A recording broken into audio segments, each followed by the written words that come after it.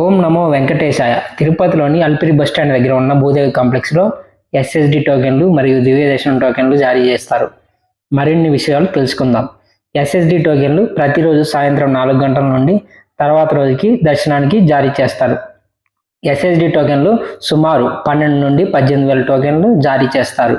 SSD టోకెన్లు విష్ణు నివాసం మరియు శ్రీనివాసం కాంప్లెక్స్లో కూడా 4 గంటల నుండి టోకెన్లు ఇస్తారు. ఈ టోకెన్లు తీసుకొని దర్శనానికి వెళ్ళొచ్చు. మరియు భూదేవి కాంప్లెక్స్లోనే మరొక కౌంటర్లో 3 నుండి 4,000 శ్రీవారి మెట్టు దివ్య దర్శనం టోకెన్లు ఇస్తారు.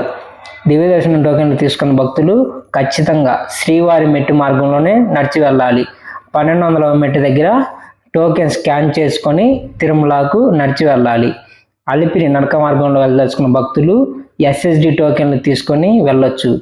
అలిపిరి మెట్ల సమయాలు స్క్రీన్ పైన చూడండి.